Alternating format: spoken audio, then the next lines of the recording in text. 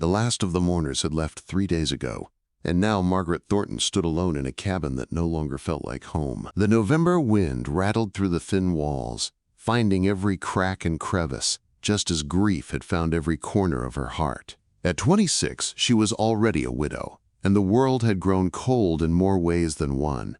She pulled her worn shawl tighter, but the chill came from within. On the pine table lay the letter that had ended what little security she had left.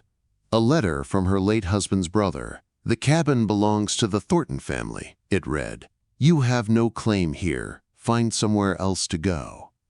That was it. No sympathy, no offer of help. Just words that turned her out like a stray dog. Thomas had been gone barely a month.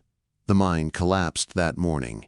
8 men went down, and only 5 came up. The company sent condolences and nothing else.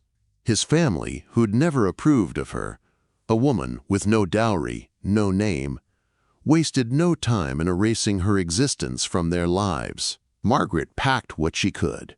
2 dresses, her mother's Bible, a silver thimble, 1 photograph from her wedding day, and her grandmother's old quilt. Everything she owned fit inside 1 carpet bag. She looked around one last time. The bed Thomas had built with his own hands, the stove where she'd cooked their meals, the window she used to watch, waiting for him to come home. All of it belonged to someone else now. When the door shut behind her, it sounded like an ending. The Wyoming Territory stretched before her, vast and merciless. Dark clouds gathered on the horizon, heavy with snow. Winter was coming fast, and she had nowhere to go. She walked toward Bitter Creek, the only town nearby, her boots worn thin and her hope even thinner. She'd gone to every door, asked for work at the boarding house, the general store, even the saloon. But word traveled fast. "The widow Thornton," they'd whisper, as if the word itself carried shame. "We're not hiring," they'd say, not meeting her eyes. By afternoon, she turned away from town and started walking west. The dirt road cut through empty prairie, the wind biting like a whip. Her fingers ached from cold, her feet bled inside her boots. Still she walked, because stopping meant dying. She knocked at a farmhouse near dusk. A woman answered, eyes wary. "Please," Margaret said softly, "I'll work for food. Anything." The woman hesitated, then shook her head. "My husband wouldn't like it. A widow woman traveling alone. It wouldn't be proper." Proper. The word rang cruel in her ears. What good was proper when you were starving? She walked on. The next house was miles away. When she finally saw one, an old man sat on the porch, whittling. "I might have work," he said, looking her over. "Pretty thing like you. Could use some company on cold nights." Margaret turned and walked faster, his laughter following her down the road like a pack of wolves. By the time the first snowflakes began to fall, the world had gone silent. Within minutes, soft flakes turned into a storm. Wind howled across the plain, stealing her breath. Her shawl whipped away, her carpet bag dragged behind her in the snow. She tried to keep moving. But every step grew heavier. Her legs trembled, her fingers went numb. The cold wrapped around her like a shroud. She saw a shape ahead, a barn maybe. But when she reached it, the roof had caved in. No shelter, no hope. She fell to her knees in the snow, too cold to cry, too tired to stand.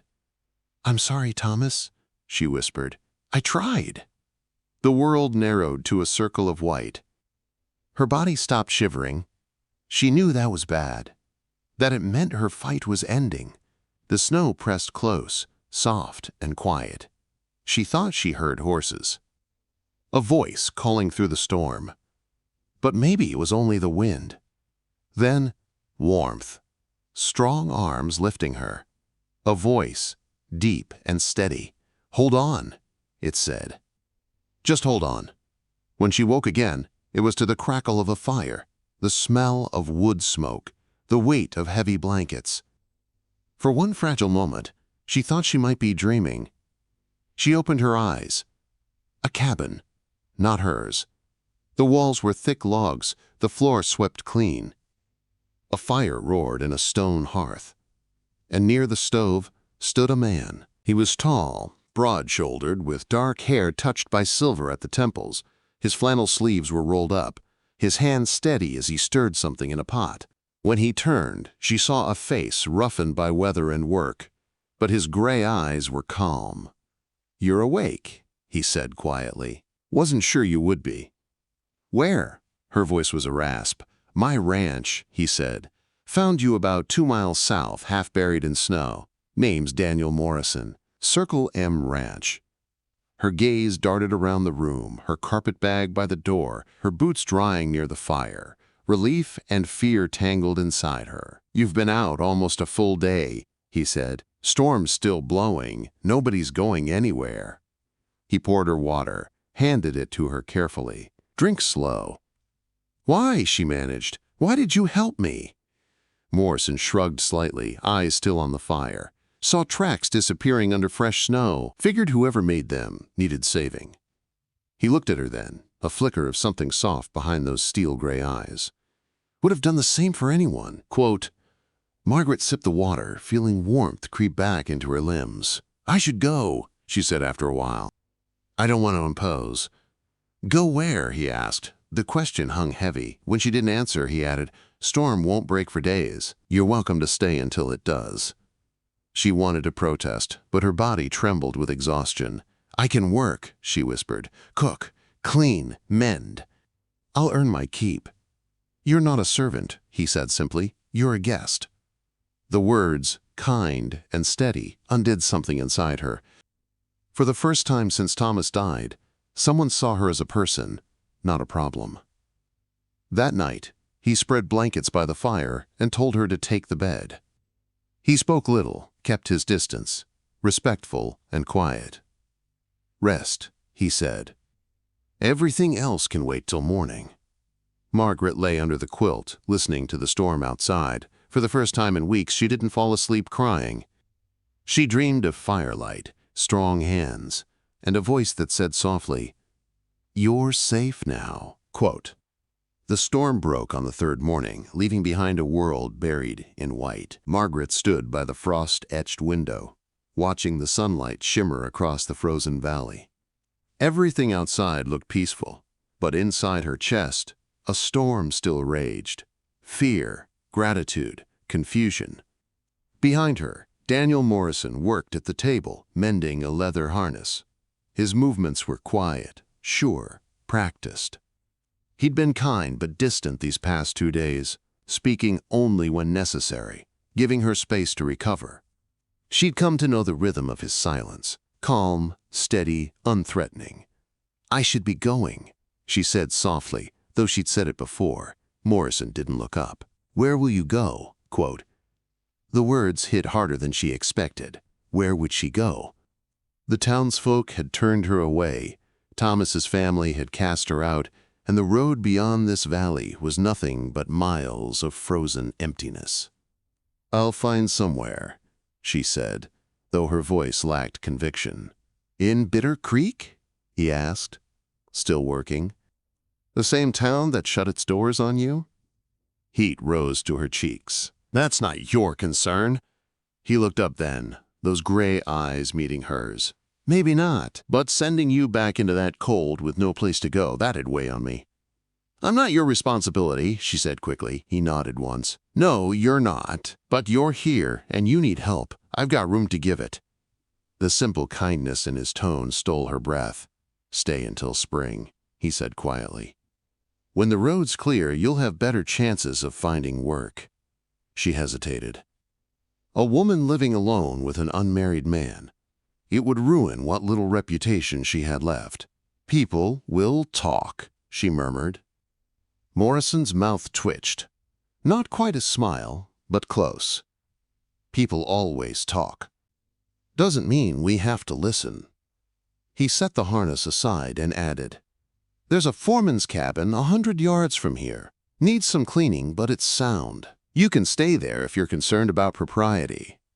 Relief rushed through her like warmth from the fire. A roof, privacy, and dignity. Things she hadn't had in months. I can't accept without paying my way," she said firmly. "I can work, I can cook, sew, help with the ranch." "Can you read and write?" he asked, surprising her. "Yes." My mother insisted on it. "Then you can help with the account books," he said. "Numbers make my head ache something awful." That faint ghost of a smile appeared again. Fair trade for room and board. Margaret found herself nodding before she could stop. "Until spring." "Until spring," he agreed. That afternoon, Morrison showed her to the small cabin. It was dusty and cluttered, but solidly built. The stove worked fine, the roof held strong, and the door latched tight. "I'll bring blankets and food," he said. "If you need anything, you holler." She turned to him, meaning to thank him, but words failed.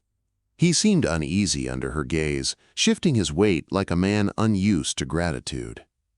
"Thank you," she managed finally. "I mean that, Mr. Morrison." "Daniel," he said after a pause. "Or Morrison, if that's easier." "The Mr. makes me feel like my father." "Then you should call me Margaret." That evening, she joined him for supper at the main cabin. He'd made stew. Simple but hearty.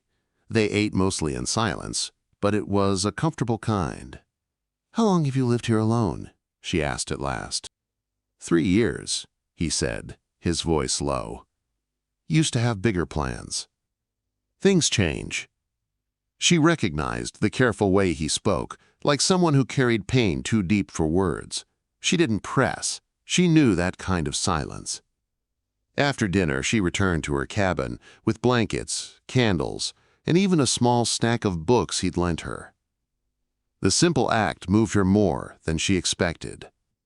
She spent hours cleaning, sweeping dust from corners, scrubbing the stove until it gleamed. By the time she finished, her little space felt alive. For the first time since Thomas's death, she felt useful again. That night, she lit a single lamp and sat on the edge of her bed, staring at the flickering flame. Grief still lived in her chest, but beside it, something new had taken root. The faint spark of peace. A knock came at the door. She opened it to find Morrison holding an armful of firewood. "Thought you'd need this," he said. "Cold night ahead." Quote, "Thank you," she said, stepping aside to let him in. He stacked the wood neatly by the stove, careful not to brush against her. When he finished, he hesitated at the door. "I want you to know something," he said finally. "I don't expect anything from you. Not now. Not ever. You're safe here." Her throat tightened. "I know. I knew that the first night." He nodded once, eyes softening. "Good. Sleep well, Margaret." After he left, she stood for a long time at the window, watching him walk back through the snow toward the main house. His lantern light bobbed gently in the darkness. For the first time in months, she felt something close to safety. In the days that followed, Margaret worked alongside him, feeding animals, keeping the books, mending tack. The work was hard, but it filled her with purpose. Morrison treated her as an equal, never as a burden. One morning, while they rode out to check fences, he said quietly, "You know your way around a horse better than most hands I've had." She smiled faintly. "My father kept 2 draft horses when I was a girl. He said they'd keep us alive longer than any fancy schooling." "Your father sounds like a sensible man," he said. "He was," she replied softly, "until the fever took him." He gave a small nod, respectful, then fell silent. That was his way, quiet understanding instead of pity. They rode through snow-laced meadows, their breath turning to fog in the cold air. Somewhere between the mountains and the wide Wyoming sky, the ache in her chest began to ease. That evening, Margaret cooked dinner, real food, with flavor and care. When Morrison took the first bite, his eyes widened in surprise. "That," he said slowly, "tastes like Sunday dinner." She laughed softly. "It's just stew." "It's more than that," he said. "It's been a long time since anyone cooked in this house." When she looked up, she caught the shadow that crossed his face, the kind of shadow grief leaves behind. "What happened to your wife?" she asked, gently. For a long moment, he didn't answer. Then he said, "The cholera came through 3 winters ago." Took Sarah and our boy in a week." "I'm sorry," she said. He nodded, his voice low. "I nearly burned the place down after. Figured I had nothing left to live for. Then the cattle needed feeding. One day turned into another. Guess I just kept living out of habit." Margaret reached across the table, her hand stopping just shy of his. "The work saves us," she said softly, "even when we don't want to be saved." His eyes met hers, gray and steady, but gentler now. "It does," he agreed. Outside, the wind howled against the walls, but inside the cabin, warmth flickered between two people who'd both lost everything and were learning, quietly, to begin again. Wait, before we move on, what do you think about the story so far? Drop your thoughts in the comments. I'm really curious to know. The peace at the Circle M didn't last. Trouble never stayed far from good people on the frontier. It came one cold Tuesday afternoon. 7 riders thundering up the snowy valley, their horses throwing clods of ice and dirt. Margaret was in the barn mending a harness, her fingers stiff from the chill. Morrison looked up from the wagon wheel he was fixing, his face hardening instantly. "Stay here," he said quietly, already reaching for his rifle. Through the half-open barn door, she saw the men dismount. Loud, careless, half-drunk. At their front was Frank Coulter, the storekeeper from Bitter Creek, and beside him the mean-eyed young man named Jake Daniels. Morrison stepped outside, blocking their view of the barn. "Afternoon, gentlemen. Long ride from town. What brings you out this way?" Coulter's smile was all teeth. "Just checking on our neighbor. Word in town is, you've taken in a certain widow. Seemed only right to make sure everything's proper." "Everything here's proper," Morrison said evenly. "Now, if that's all—" "Now, hold on," Daniels interrupted, swaggering closer. "That widow Thornton, folks say she's living under your roof. Seems a lonely man might get ideas." Morrison's jaw tightened. "Mind your tongue." "Oh, we're just talking," Coulter said, feigning innocence.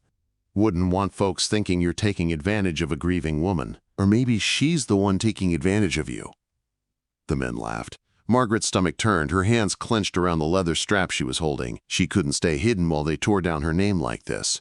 Before Morrison could stop her, she stepped out of the barn, head high, voice steady. "Gentlemen," she said, "if you're going to discuss me, have the courtesy to do it to my face." Their laughter died instantly.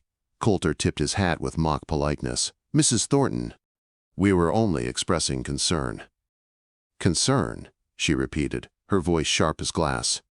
"You wouldn't give me the time of day when I came begging for work, but now you're concerned?" Coulter flushed. "Now that's... When I asked for help, you turned me away, but when I find honest work and shelter, suddenly you care about my reputation? Or is it that you can't stand the thought of a woman surviving without your approval?" The younger man sneered. "We all know what kind of woman lives with a man she ain't married to." Margaret stepped closer. "Say it plain, Mr. Daniels." Quote, he shifted uneasily under her stare. "Everyone knows."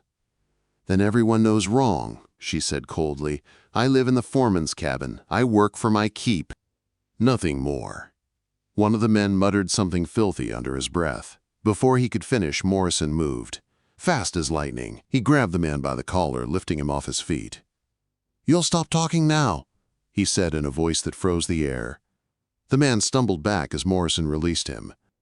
"This isn't over," Coulter growled. "You can't hide behind that gun forever." "Then don't give me a reason to use it," Morrison said. "Now, get off my land."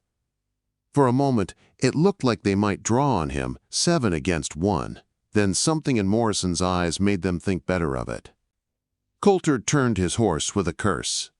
"You'll regret this," he spat, and the riders galloped away into the cold, their threats hanging in the wind.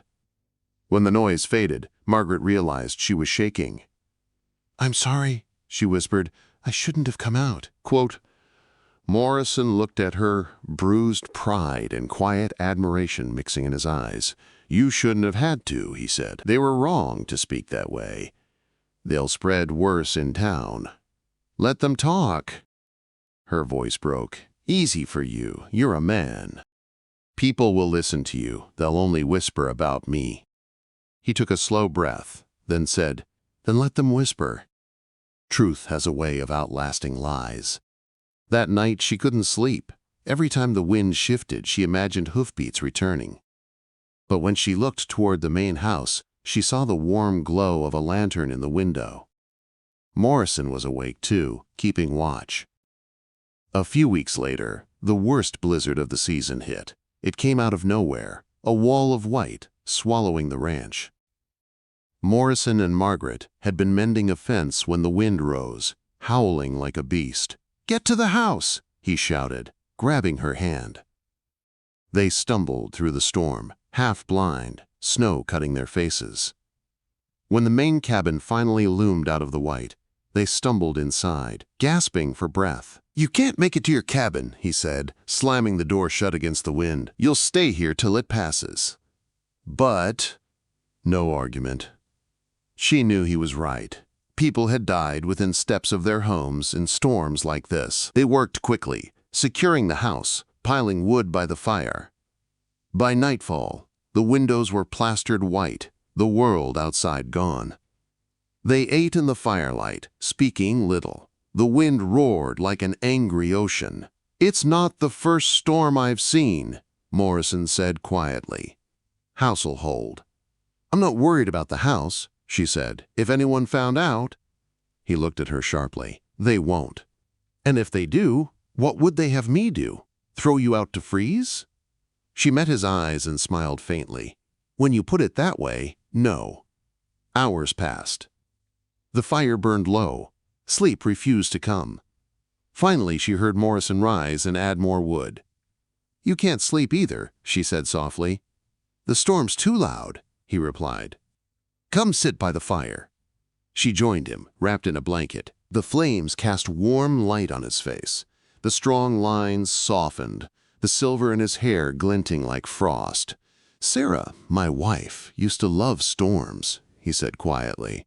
"Said they made her feel safe, knowing we were inside, together." Margaret listened, her heart aching. "Tell me about her." He did. Slowly, gently, he told her about Sarah's laughter, her terrible biscuits, their little boy who died with her when sickness swept through. When he finished, the silence was thick. "I'm sorry," she said. He nodded. "Work kept me alive after they were gone, just kept moving. Until you showed up, I'd forgotten what it felt like to have someone to talk to." She met his eyes. "I know that feeling. The work saves us, until it starts giving us reason to live again." He smiled, small but real. "Yeah, that." Something shifted then. Something quiet but undeniable. Two souls scarred by loss, recognizing the same ache in each other. By morning, the storm had passed. The world outside was white and still. Morrison slept in his chair, head tipped back, looking peaceful for the first time. Margaret stood watching him for a long moment, then covered him gently with a blanket. Weeks later, when spring crept over the valley, he came to her door at sunrise with 2 mugs of coffee. "The ice is breaking," he said, handing her one. "It's beautiful," she murmured. They stood side by side, watching sunlight melt the last traces of winter. "Margaret," he said after a moment, voice low, uncertain, "when spring came, you said you'd move on, but I'd like to ask you to stay."